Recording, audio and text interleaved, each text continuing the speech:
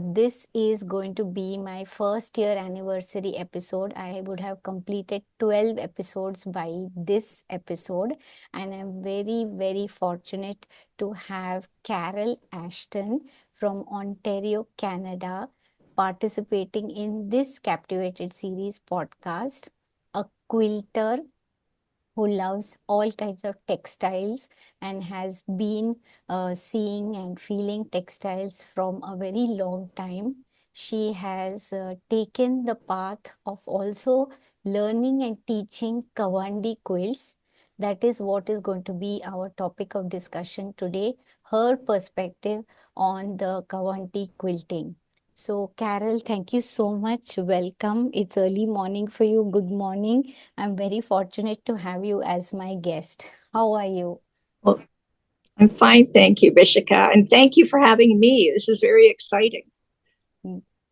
Yes. What intrigued me was that my thought was Kawandi or Kaudhi, as we call it here in parts of Karnataka, India, is an art that women over here practice. But when I see the popularity of this art in foreign lands across borders, it makes me very, very happy. Mm. And so there is no barrier after a certain point. It has crossed seas and gone to another land. So, Carol, tell us your thoughts on Kawandi. Just when I say the word Kawandi, what are your thoughts?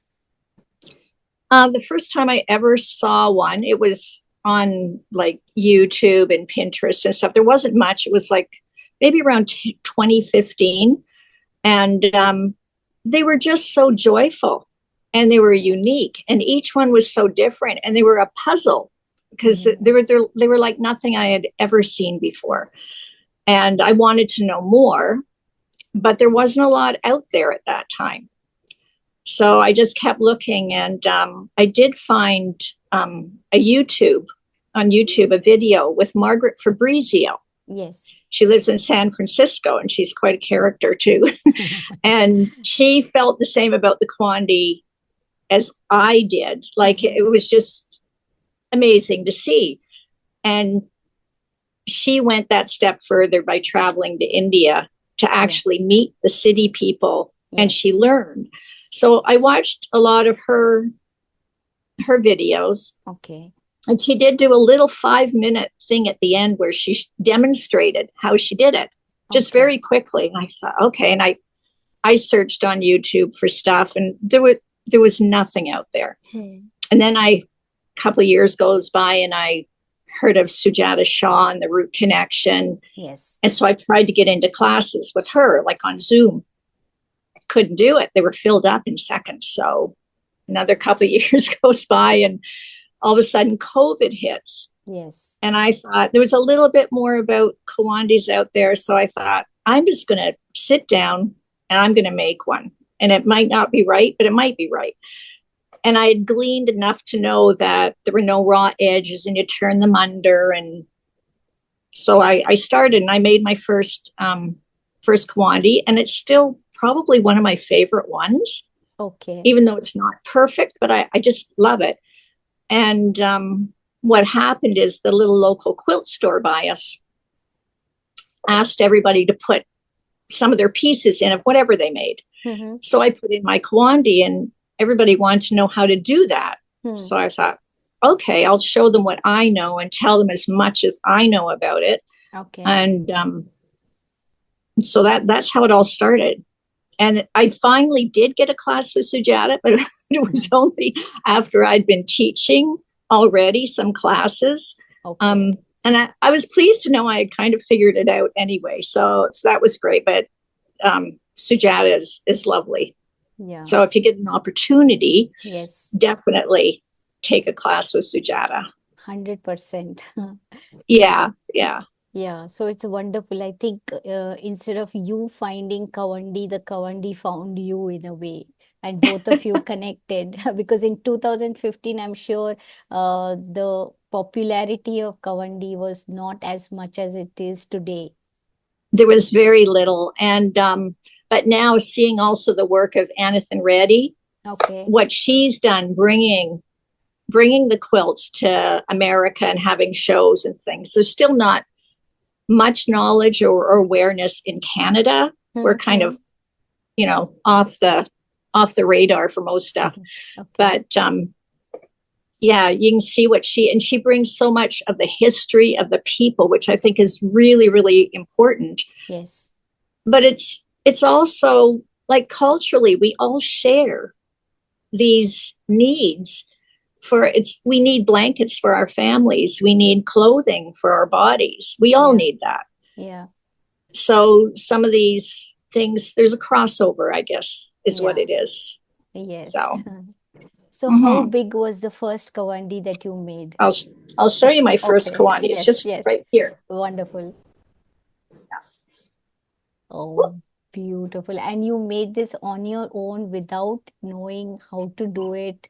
And Well, I did figure out from bits yeah. and pieces, and I didn't know about the tiklis at that point. I remember Okay. seeing all the pretty little squares, and I couldn't figure out how those were done. Okay. So I just incorporated the bright patches Yes. in the Kawandi. Yes. And then my daughter Yeah. had this patch. I had that. I keep everything. And I had that sitting on my table for probably 10 years or more. Okay. And I thought, wouldn't that look nice in the middle? So I call this the bird of pandemonium. Wow. Such a nice name. And your stitches are so neat for your first project. Uh, Sizes are so equal. So And I congratulations was, on it. Yes. thank you. It is still one of my first. I was able to incorporate some pieces of Indian sari that I had. Mm-hmm. So that was nice. And there's some old clothing bits, and yeah. Yeah. So that was my first one. And like Beautiful. I tell everybody, you can't make just one. Yeah, that's You so can't. true. As soon as you finish one, you're Yeah. starting another one. Yes. And how So, long did you take to make this first one because it was your first one? oh, it was probably, I'd say a month. But I Okay. mean, you don't work on it all the time. I'd work, Yes. it might have been less, but, I'd ballpark about that. Okay. Three weeks, maybe something like that. I can Okay. do them much faster now. Yeah. But Yeah. yeah, but that still remains, I think, one of my favorites. Yes. And since then, how many have you made till today? How many I've made? An That's a approximate, difficult. approximate number. Okay, not tons, maybe 12, Okay. but most of them are small, but the big Yeah, the one one behind. took Yes. that one took me 3 months to do, and I was working 2 to 4 hours a day on it. Oh, okay. So that's quite a big one. It's, I think, 70, 60 or 70 inches by 50, Okay. like that. It's quite large. Yeah. It's very, So very that pretty. Yes. so yeah, I'm eager to start another big one, but I've been doing a lot of small ones because I haven't had time to do the bigger ones. And then you have to Okay. get the right size back for it, right? Yeah, yeah, you Mm-hmm. do have to. Yeah. So coming to my next question, for do for the audience who is not familiar with a Kawandi quilt, can you Mm. describe it in your own words and how is it different from a normal quilt? Because you are also a regular quilter, you make Yeah. quilts, other quilts. How would you define that? Well, I think the biggest difference, um, most traditional quilts, you have a block, Hmm. and then you attach the blocks, or you do a center and you work out from the center. Hmm. But with Kawandi, it starts at the outside Hmm. and works itself in, which was very difficult concept for me to grasp. And I do find with the classes, um, quilters coming from that background of traditional quilting, like if Hmm. I teach at a quilt guild, they have a really hard time with it compared to somebody that has no experience quilting. Hmm. Then they're not trying to grasp how this goes. It's all new to them, so that's Yeah. okay. But Okay. that's the biggest thing. It's like I've got one here. Where is it? Oh, sorry. Well, I had one here. I'm looking around for. Oh, there it is. Sorry. Okay. This one I just bring with me to work on when I'm doing the classes. So I've got a Okay. piece, but I'm going to have to It's start a half new one done. soon. But you can Okay. see how the center still isn't filled in, and there's all Yes. these raggedy little bits and pieces, and Yes. yeah. Yeah. So it works from the outside in, and I think that is a challenge. And the other thing for Western quilters, Kawandi's very much an in the moment process. You know, it's what you need now. You're not worrying about what you're going to need when you get around to the other side, because that's Yeah. a long way away. Yeah. You're just worried about right now. And for a lot of traditional quilters or more modern quilters, they want to know what it's going to look like. Yeah. And I keep telling them, don't worry about what you think you want it to look like. It's going to look like what it wants to look like. It's a very organic process. Yes. And it changes, which is what I think is the appeal of it too. Yeah. It's you're kind of in the moment, and it's a very meditative process. Yeah. You have all the ingredients, but each one comes up with a different dish at the end of it. Absolutely. Yeah. Yeah. And you think, and that's what makes, when you see the work of the city women, it's how they can do that. It's just astonishing to me. You know, everyone's used to having like drafting up a pattern, and they know what it's going to look like. But these women can make these incredible works of art, and it's more intuitive. Yeah. Yeah, it's phenomenal. So I'm not anywhere near that.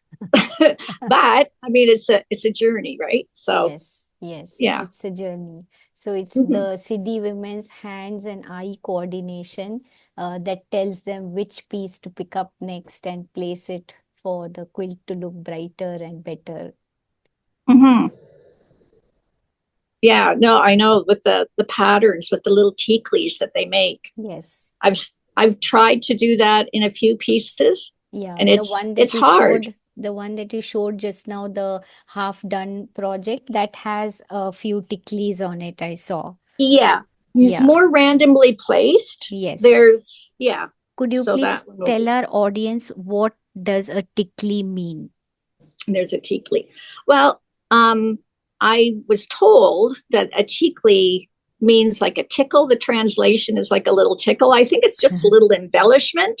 Yes. But it's done. What makes it so unique and challenging would be the word, is you have to do it at the moment. They're not added later. People look and go, oh, did you put those on after? No. You have to do it as you're doing it, which makes it very tricky. So yeah, there's one. And these guys, there's one there. And then this one, I leave open so I can catch it at the right moment. And then it'll get folded under too. Yes. So I leave it flapping. Okay. Yeah. That's the other thing Western quilters have a hard time with. They don't like the flappy bits. Yeah. They want They to want stitch everything those basted and tight and clean. Yes. Yeah. So I mean, it happens eventually. Yeah. Just not right away. So I did do a piece. Oh, if I can reach up there. Sure. Sorry, I should have brought that one down. No problem.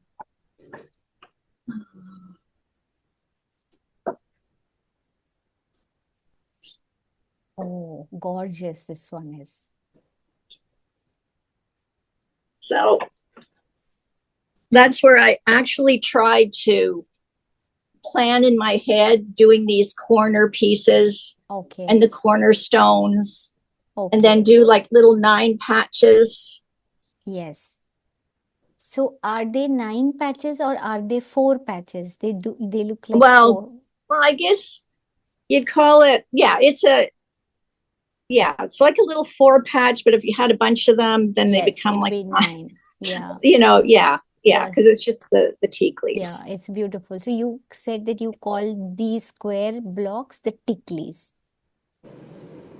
They were tiklis. I just did Okay. them as I went along. Okay. And the And pattern of placing them in this arrangement, as in, have you seen it elsewhere and then did it?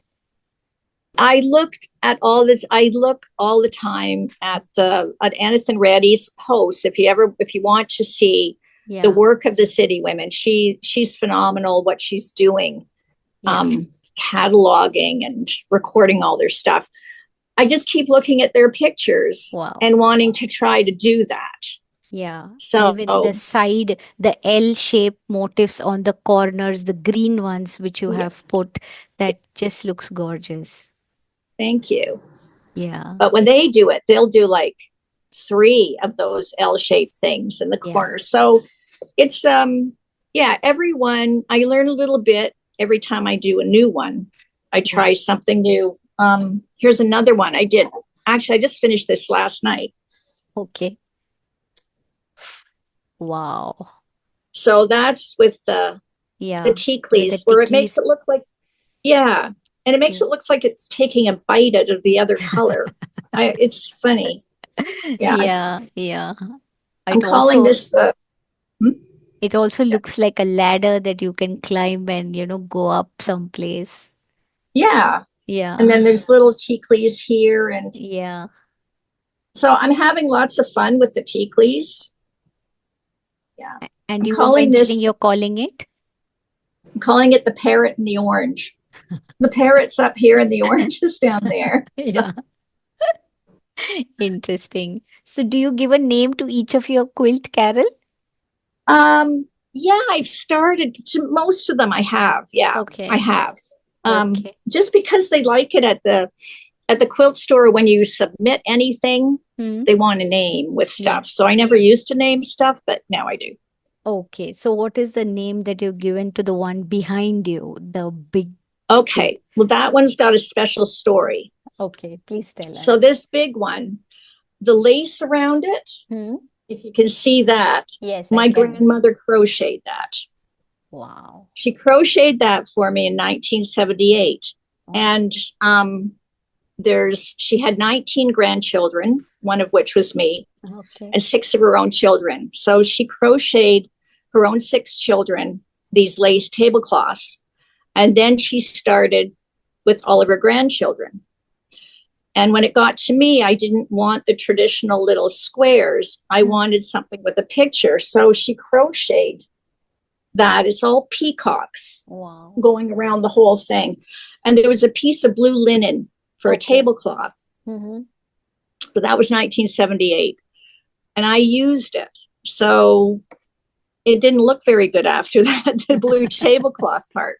So I took the linen out Okay. and then I folded that up and I put it in a bag Hmm. for years, probably 20 years. That lace was in a bag waiting for the right moment. Yeah. And after I did the first Kawandi, I knew the right moment had come. And I decided to make a Kawandi Hmm. with my grandmother's lace border around it. So impressive. Yeah. So what I did with this one, the border behind the lace, because the lace is white, I wanted it to show up. Hmm. So I started with a wide, solid border Okay. of, I think, a goldy, mustardy gold Hmm. cotton, just solid, plain. Hmm. And but I quilted all around it, like hand stitched around, and then I started to do the inner part. Hmm. And after that was done, I was able to blind stitch Okay. the lace Hmm. on the inside and then the outside, because I Okay. didn't want the white stitches going through the white crochet. Mm-hmm. So that's called guardians of the garden, because the Oh. peacock is the guardian of the Oh. garden and lets everyone know when there's an intruder. So that's what it is. And there's little birds and peacocks all throughout the Okay. fabrics. Okay. Yeah. And how do you use it now? Are you using it as a tablecloth? No, no, no, no, No. no. It sits, I want to hang it, but every time I do a class, I have to bring it. Yeah. So I just fold it on the back of a chair. I've got quilts piled up on the backs of chairs. And that's one of the questions people keep saying. They want to know, well, what do we do with these when we're done?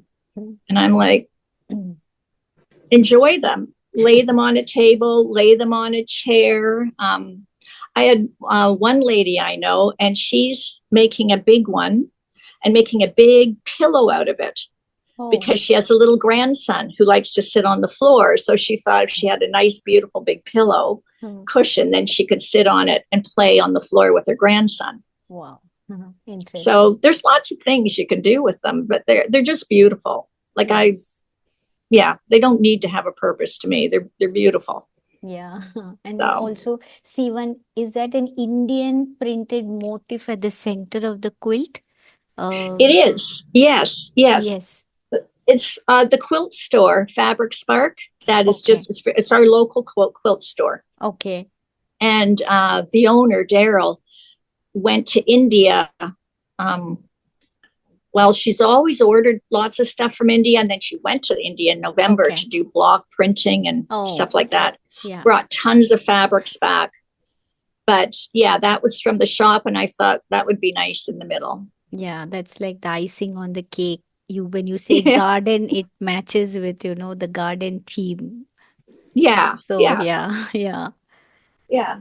So yeah. there's lots of different fabrics. There's pieces of my son's old shirts, and there's lots of different things in there, plus lots of new fabric, because as a quilter, we have a lot of fabric piled up. Yes. So it's a good way to use it. Yeah. I think that's one of the other differences with our quilts. And when we make a Kawandi, we've got so much print fabric. And with the city quilts, seems to be more plain. Yeah. They're using what they have, and I guess it's more solid colors. Yes. As opposed to prints. So yeah, so you find everybody brings lots of prints to use. Okay. It's what we've got. Yeah, yeah. It's also decluttering your scraps to a meaningful project. Yeah. Yeah. So moving ahead, Carol, could you tell us a little bit about your childhood, that growing up days, your acquaintance with quilting, when did it start, or sewing for that matter, and just a little bit of your background for the audience to know. Okay. Well, I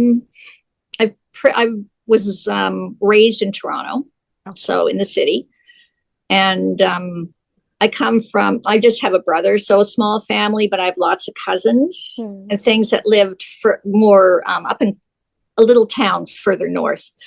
And yeah, we get together, and my grandmother, both of my grandmothers sewed, but everybody sewed them. They made their own clothing. So that's what it was about. Okay. Everybody made their own dresses and pants and things like that. And I always liked that. My one grandma even made puppets for the kids in the hospital, little kids that were sick, and she'd make puppets for them, little hand puppets.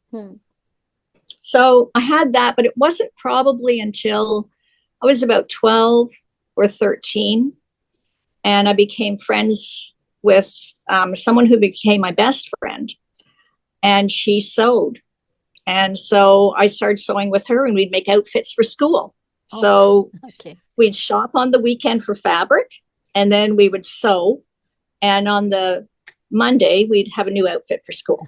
So we started that way sewing. But it was probably around, I was about 17. And at the museum, they had a display of quilt group. And then the quilts would be used for charity.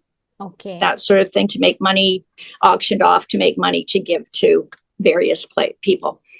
So I didn't have a lot of quilts in the house. In fact, I didn't have any quilts in the house. But when I saw these quilts, they were just so beautiful. So I started looking into that. And the first quilt I saw was a schoolhouse, the little red schoolhouse quilt. Okay. And I really, really liked that. And I eventually had that. I've got that quilt with me. I eventually got to make it, but it wasn't for like 30 or 40 years later.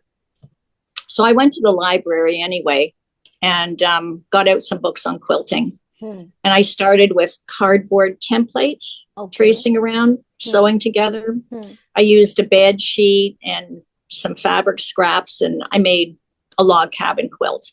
Okay. It wasn't very well done, but I did it. And then I made a crazy quilt. And so for about 10 years, I just made things, but I didn't really know what I was doing. Okay. So my husband and I have been married for over 40 years. Oh, wow. And we started having children in the 80s. And we've got 4 kids. And our youngest ones are twins. Oh. So the twins were born in 1985. Oh. And we had bought our first house. And across the street from us, a lady moved in. And she taught quilting. Oh, wow. So I told my husband, I said, every Thursday, I went over to Lucy Ann's. She's famous in our community. I went to Lucy Ann's to learn how to do quilting every Thursday night. So I could leave the house. I could walk out of away from 4 children for 2 hours and quilt. But she was such an amazing teacher. She taught us like the proper way of hand stitching. So it was all handwork. There was no machine work. Okay. And everybody here in this neighborhood quilts. We've all quilted, and we all learned from Lucy Ann, who's still teaching at the quilt stores. Okay. So, yeah. So that's how I learned how to quilt. And then my other friends would go for sewing weekends, and that's what we do. We have not stopped. Yeah. So quilting is a very important hobby out there, is it? Like it's just like painting or sketching. Yeah, well, you know what? It is. And we have a quilt guild, but sadly I guess there are some younger ones coming in, but we're all getting older. The younger ones aren't going for the quilt guilds. Now they're doing more the modern quilting. Yeah. Which I kind of see modern quilting isn't really a lot different than just quilting. Quilting's quilting. But anyway, yeah, I think we need to get more young people involved, and not to forget, because we get so, what should I say? We're so used to going and buying something to wear at a store, and you just buy everything. And then when you don't like it anymore, you just throw it away, and then you buy some more stuff. Yeah. And I think in this right now, when there's an awareness of how much we throw away, like this is a perfect time for quilting, which I think is starting to come back into, the knitting and the quilting and crochet. It's a good, a good way of using what we have without adding to the problem. What's that? There was a little rhyme that we used to have. Use it up, wear it out, make it do without. It was something like that. I think it went the other way. Yeah. So that's what we need to do more of. Yeah. To help the environment. Yes. Oh, that was the other funny story. It was my grandmother, the one who did the crocheted lace. And I guess it was the 80s. And I was very excited because we had a few quilt stores in the city. And I was telling her all about them. And she goes, what? She goes, you go and you buy fabric so you can cut it up and sew it back together again? I was like, yeah. Because for them, it was all you use your leftover dressmaking scraps and stuff. Yes. Which I understand what you're saying, because interestingly, the Kawandi, there is a similar technique like Kawandi, which is called Kaudhi in Karnataka. They're like sister techniques. So I am a Kaudhi quilter, and the basic purpose of making Kaudhis was to preserve dresses and clothes of generations in one quilt. So like you said, they would never have the opportunity to buy fresh fabrics. Whatever was available at home, they would convert them to blankets and quilts. So I understand what you are saying. And I think, well, I've seen some quilters too. One lady, she goes to the thrift stores. I think Margaret Fabrizio gets a lot of her fabrics from the thrift stores. And then you wash them and you use those, which is fabulous to do. And Yeah. I think it's a real challenge too, artistically, because you're Yes. not going out, you've got all these beautiful fabrics on bolts. You know, you can Yes. pick and choose your colors. Yeah. But if you have to make do with what you got, Hmm. that's a real challenge too, to make something beautiful Yeah. from what you have. Yeah. Yeah. And that's what these women from the villages would so easily do it. Mm-hmm. Hmm. Yeah, that's right. And they're the stuff, it's just extraordinary. Their Yeah. work is just beautiful. I just love it. Wow. Very nice, Carol.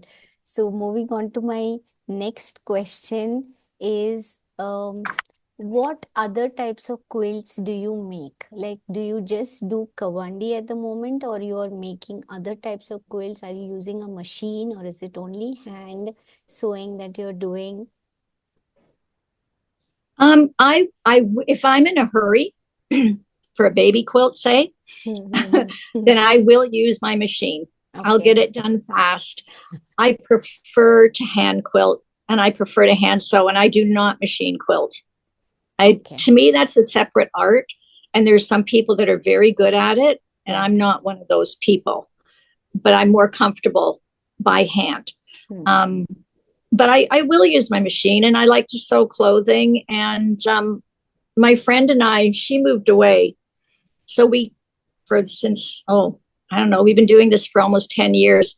Once a month, we do a challenge, just the two of us, Okay. to do a little stitchery. It can be small, Hmm. just anything, no rules. And then we show each other what we've made. So it just can be something small. So one of the things I did, oh, here it is. I've got a couple things. I've got over the year, there's 12 months in the year. So I made 12 blocks. Wow. Oh, so each of this was made each Yeah. month. Okay. Yeah. So then I just, Put them together. yeah. So I would draw the designs on a piece of paper. I like to Hmm. applique. Hmm. And then I did the blocks. And then after that was like, what do I do with the blocks? So I sewed them together and I had this beautiful Indian Yeah, border. ribbon. Yeah. Yeah. So, well, yeah. Yeah. It's So we do gorgeous. that. And then the other thing I started a year ago, I guess this is year two now. This is also our little stitcheries. I bought a tablecloth from the thrift store, and it was a beautiful tablecloth. Okay. So I'm Wow. adding little once a month. Well, there. Yeah. Wow. So once a month, I add something to my tablecloth. So Okay. eventually it'll get filled up. Like this month, that's a little fiddlehead that are starting to pop out in the forest. Yeah. So it's a And there's combination of more. applique and embroidery. Yeah, that's Yeah. a little fairy door. Yeah. And Interesting. yeah, so I'm just filling that all up. Oh, this is the goddess of the garden. Oh, nice. Very nice. So Yeah, you're so a they're very just, flower person, is it? Because I'm seeing a common theme of flowers and nature in your work. So you're a flower person. yeah, well, they're pretty, right? Yeah, And of course. yeah, my husband actually does the gardening. Mm-hmm. I'm not much of a gardener, but I love to put flowers and butterflies and nature stuff, Yeah, birds. Yeah, yeah, yeah. I can see it in your work. yeah. Yeah. So, yeah, I'm always busy sewing, Hmm. you know, and I usually have a Kawandi on the go at the same time. So there's whatever I feel like. If it's like I don't feel like doing this, there'll be something I can do. Yes. So Mhm. how often do you take these classes? Like in a year, how many classes do you teach approximately? Um, it was quiet in the fall, but all of a sudden I had two, three, four. Okay. Maybe it was going last year, it was like 2 a month. So it's not Okay. a lot. And I stay local. I'm not interested in traveling around anywhere. Yeah. Um, I did a couple of quilt guilds, Yeah. No, the purpose of but my asking is just that I need just want to know the popularity of Kawandi growing. Like because it that is if growing. yeah, yeah. It is growing. I think Mm. there's a people love the idea that you need a needle and thread and you Mm. don't need a lot else. You know, Mm. you don't even need scissors if you don't want to, Yeah. that you can tear stuff apart and Yeah. you stitch it down and you don't need the rulers and you don't need the rotary cutters and Yeah. any of the Machine. fancy Yes. stuff. Yes. You just, that's all you need is the fabric. And I think there's a real appeal to that. Hmm. So yeah, everybody loves it. They're Yeah. all excited. And then I always give them a sheet of information Mm-hmm. and with links to Sujata and Anathan Reddy and Margaret Fabrizio. And I put all that stuff. And I also put my own Yeah. information down so they can contact me. And they always send me pictures of their finished Kawandis. They don't finish them in the class, Yeah. but Yeah. they send them. And one young woman, she went home and she said it was a friend's birthday. So she quickly made up a little teeny tiny Kawandi bookmark, Oh, oh. which I thought was so cute. Yeah. Yeah. So yeah, people are, they're loving it. They just love the freedom of it. Yeah. And on every quilt, I'm also seeing at the corners you have put the triangular fabric pieces. Would you like to tell us a little about that too? The you mean like traditional? Yeah, the four corners. We call them the fullas, which is Oh, the on fulas. Oh fullas. yes. Yeah, yeah. Yeah. So the fulas, I always bring a little sample. The first thing when we have our class, they bring a back and they bring a little piece of thin batting that Hmm. they'll work on. And the fulas go in the corner of each of the kawandis. They're just little squares. So I tell everybody to cut out a, roughly a 3 to 4 inch square Okay. and then make a little prairie point of it. Yeah. Whoops, drop it. And then it starts. Well, this is my little tiny mock-up thing. Okay. So there's the first one. So that's where your first stitch starts there. So the Okay. fulas are like, everyone goes, well, what are those? What are they for? Do we need them? And I always say you have to put it, because that's, I think it acknowledges where this type of quilting comes from. So I think it's really important. Not everybody wants to do that. Yeah. I make them do it. Yes. And a lot of people like them too. They're like a little tassel, like a little fun Yeah. little piece. And it, now to me, if you see something done without them, it doesn't look right. I'm so Yes. used to seeing these Sing. now. Yes. They just add that. It says this is a Kawandi and this Yeah. is where it came from. Yes. So yeah, so there's 4 of those in all the corners. Okay. So in my Kaudi making tradition, the fulla actually in Hindi language, which is our local language of India, it means flowers. Flaps. So Yes. if you have noticed, women in India, when they go out somewhere, there is a practice of putting flowers on their hair. So it's a way of decorating oneself while going out or to start a bright day. So here the belief is to decorate the kaudi with four flowers at the corner. That's Oh. what we Oh. think of it as. So, and do you put them on the cowdies too? The Yes, cowdies? yes, yes. We put them on the kaudis, without which we don't make them. Yeah, well, that's what, yeah, that was my understanding. They have to have these. Yeah. And I think they add so much to it. I can't imagine doing one without. Yeah, so Like, this yeah, this is that's one that all I have made, and there is one here too. so Uh, pretty. yeah, Oh, I love that. Oh, I like the way you did the orange strip, like the border around yeah, it. yeah, yeah. And this one is Oh, also another uh those I love. And experimental. So the triangles, did you do those as tiklis? Uh, Like, yeah, it is a form of a tikli, but here in English we call it the sawtooth design, which a lot of okay, yeah. local women put this design on the corner of the Kawandi quilt.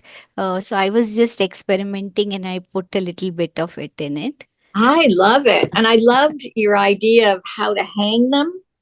Yeah, Like, that was brilliant. That was yeah. so good. Yeah, that was Yeah. my submission for the International Quilt Festival at Birmingham. I thought I should represent something Indian and I sent it out. And you sent it to Birmingham? Yeah, for the Birmingham Quilt Festival. Oh my gosh. Yeah, so That's it was amazing. displayed there for a few days and then it came back to me. Oh, that's exciting. Congratulations. That's really exciting. Thank you. Oh, Yeah, that's, yeah, I never would have, like, we call the triangle sawtooth. Like, Shatu. but in Okay. traditional quilting, you do a sawtooth border. Uh-huh. But I didn't know.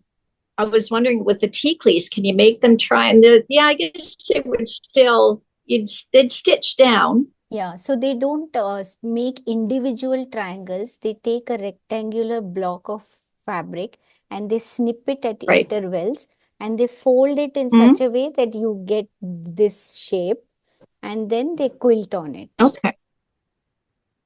Yeah, Okay. Oh, I might want to try that then. sure. Actually, I am in a process of writing a book on the Kaudhi, which is the sister of Kawandi. So a lot of research is going on it from my side for the past 2 years, and hopefully by mid next year it should be out. Oh, I will definitely be wanting that for sure. That would be great because there is absolutely nothing Yeah, at the moment you can find. Anathan Reddy is probably the closest, and like I said, Sujata Shah yeah, and Margaret, but there's nothing really. It's yes. not a lot known about it, so it'd be lovely to have an actual book. Yeah, so for me also, I wanted to do my PhD with Kaudi as a subject, but when I went to research, I did not find a book that speaks about it. And Mm, I searched for a long time. Finally, I decided I shall write one with whatever knowledge I have and at least start somewhere. yeah, Yeah, start. yes. Yeah, that's kind of what happened with my Kawandi. I just Yeah, started. Just correct, do it. correct. Yeah, you just And do it. yeah. That's exciting. Yeah. So my next question is, have you encountered any challenges while making the kawandi? Like while stitching, has, is many times people say there is a lot of gathering at the center of the quilt, Mm, or, it slips, or larger quilts are difficult to hold. So any mm. such challenges did you face? Yeah, yeah. Especially like with just the idea of going around the perimeter was a challenge, and having these floppy bits. Yeah. Just one of the one lady at the Quilt Guild, and I had, I said just keep going around, and I go back to check, and then she filled in all this part. I said, you can't do that. It's not going to work.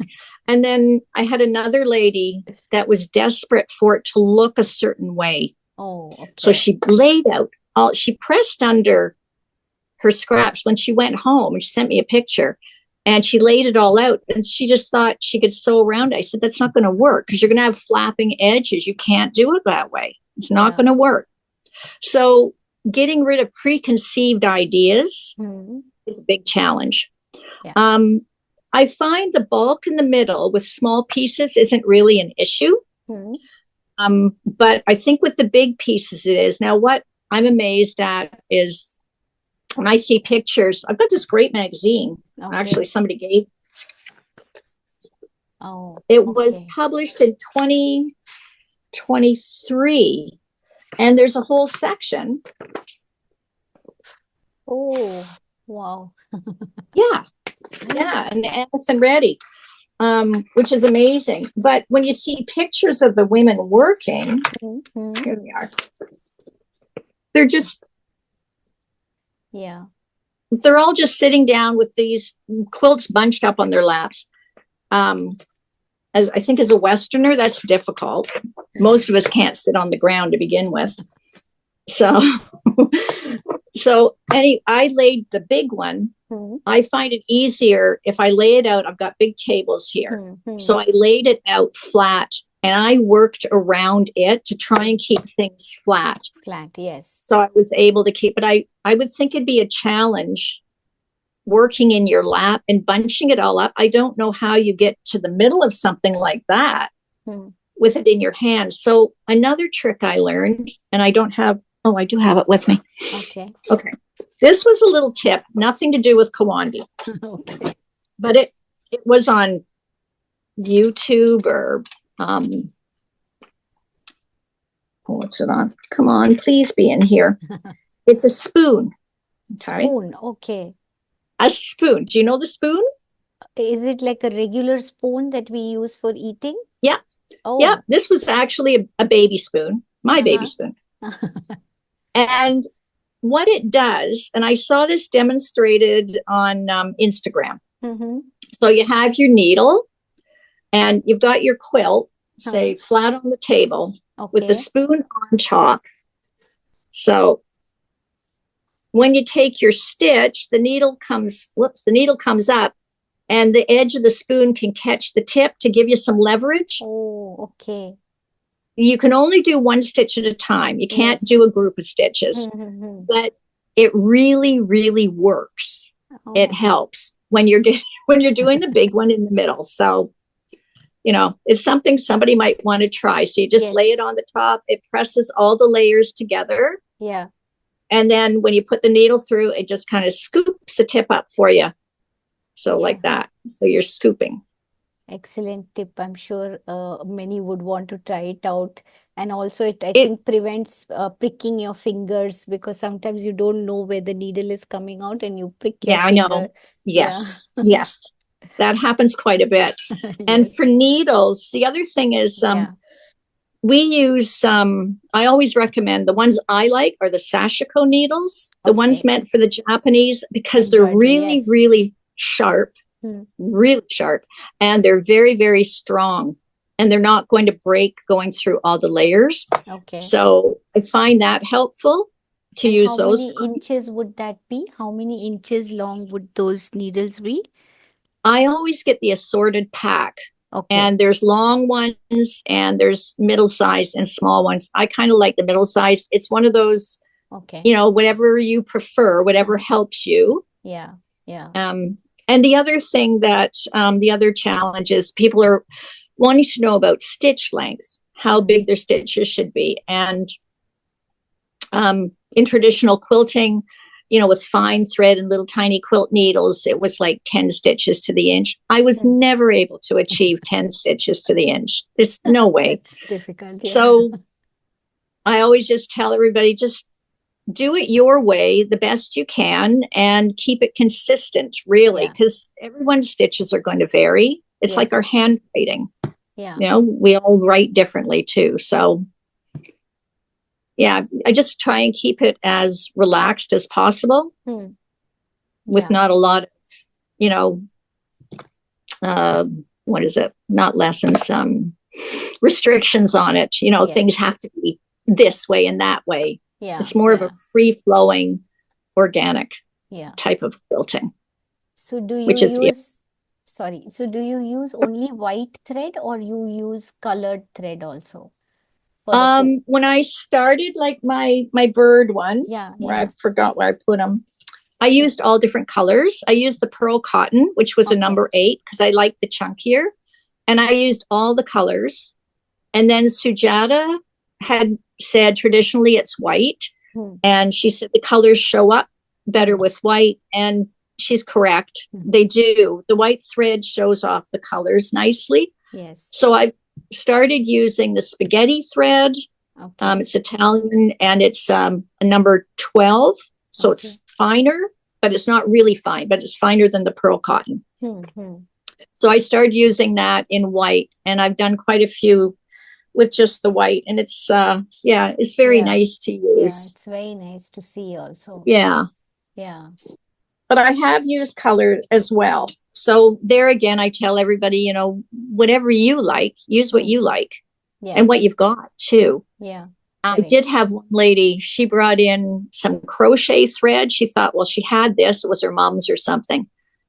It was impossible. You just could not Yeah. pull it. It was too Yeah. thick. It's no, that's not going to work. So, Yeah. yeah, but that's okay. It's trial and Yeah. error, Yes. what you Yes. got.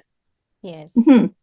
And Carol, have you heard anything about feeding the quilt with With a some little bit of rice, rice or some grains? Do you do that?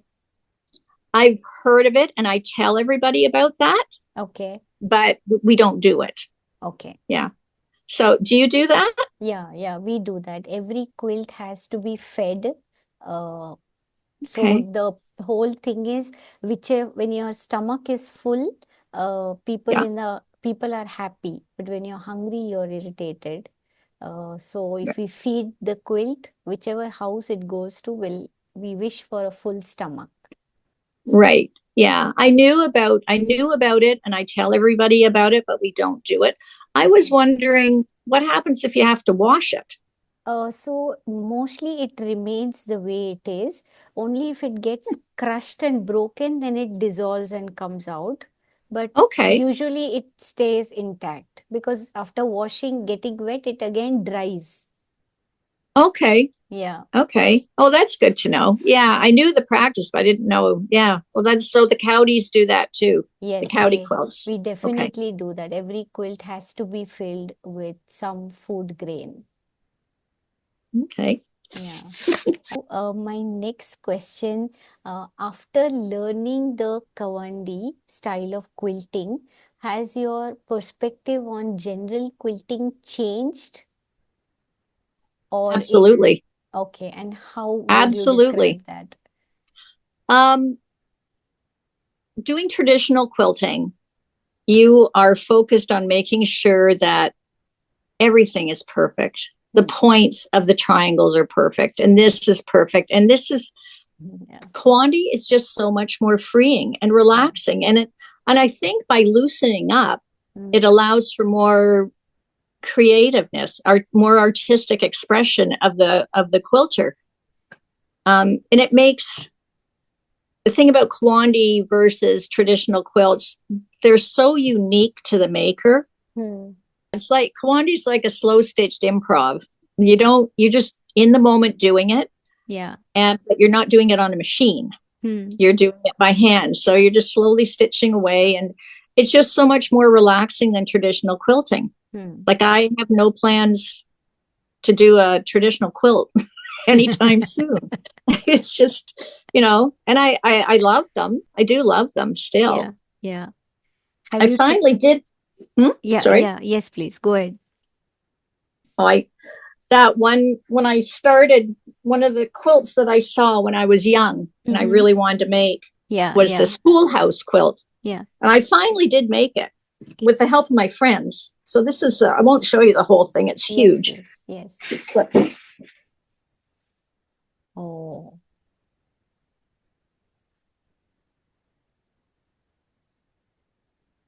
so that's all hand quilted. And I mean, yeah. I love them. Um, Oh, and they all kind of look different, but at the yeah. same time, traditional quilts, when you use a traditional quilt pattern, there's other schoolhouse quilts out there and they can all be slightly different, but they're still the same. Mm-hmm. But I don't find that with Kawandi. They're just so, so different. But that quilt was done, the three friends we had, I think, how many blocks? I think there's 12 blocks in that, maybe Okay. something like that. Anyway, or maybe 16. So my friend Wendy made four of the house Oh, blocks. My friend Jenny made four, and I made okay. four. And then Okay. Wendy wanted a bear paw. So we each made her some bear paws and then dash. So we each made some turn dashes for her. So it's got all of my quilting friends in Yes. that quilt. It's wonderful, So isn't how one art gets everyone together. It's like for good mental health, good hand-eye oh coordination. Everything works very nicely. yeah. Yeah, it is good. People need to slow down and do more stitching for sure, or Yeah. knitting too. But Okay. So these days they're also trying the Kawandi on machine. Have you had a thought of doing that?